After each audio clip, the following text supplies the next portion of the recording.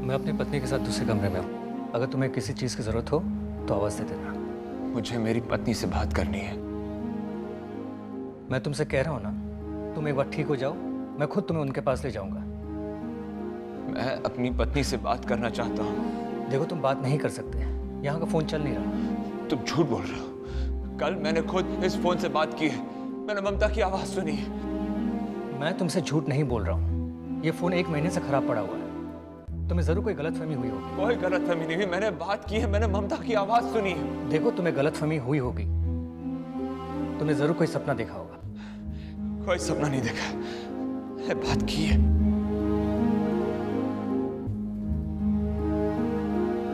तुम्हें मुझ पर भरोसा नहीं है ना, तो मैं ये कमरा छोड़कर जा रहा हूँ और बाहर का दरवाजा लॉक करके जाता हूँ, क्योंकि अगर तुम्हें कुछ हो गया ना तो मैं मुसीबत में आ जाऊंगा।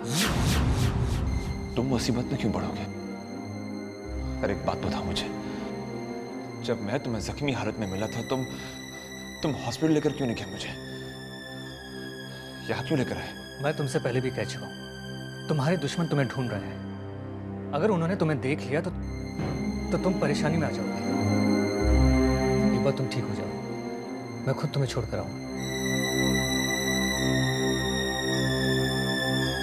झूठ बोल रहे हो तुम। झूठ बोल रहे हो तुम।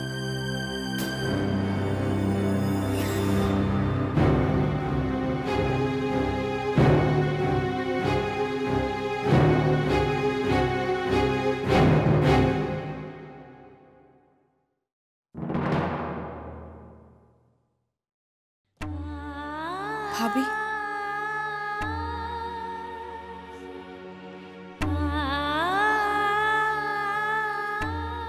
मुझे माफ कर देना भाभी। बाहर जो कुछ बुआ ने आपसे कहा मेरी तो समझ में नहीं आता। हमारे इन धर्मों में इस तरह के रीति रिवाज क्यों होते हैं भाभी? मासूमा, रीति रिवाज पर कभी कोई सवाल खड़ा नहीं करना चाहिए। ये रीति रिवाज पीढ़ी दर पीढ़ी से चले आ रहे हैं, जो विश्वास का प्रतीक है। भाभी, मैं आपको टूटते हुए नहीं देख सकती। जानती हैं भाभी, जब लोग आपकी ओर देखते हैं ना तो ऐसा लगता है जैसे आप इस दुनिया का हिस्सा है ही नहीं। एक औरत की मांग का सिंदूर मिट जाए तो क्या उसकी जिंदगी में से रंग उड़ जाते हैं?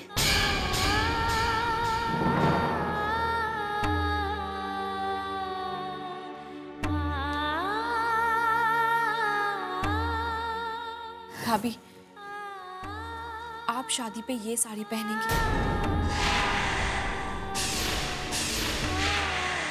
ये कैसे? भाभी, मना मत कीजिए प्लीज, पहन लीजिए।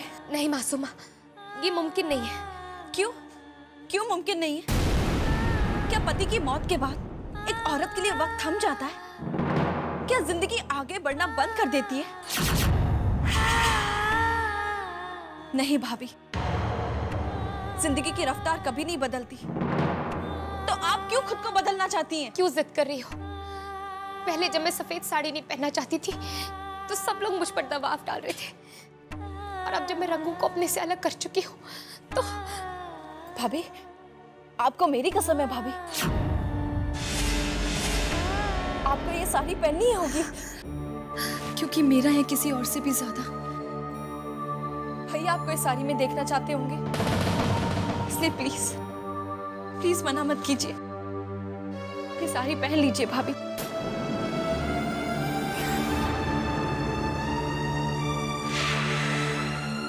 कोई कितना भी कहे, कितना भी रोक ले, लेकिन अब मैं यहाँ नहीं रह सकता।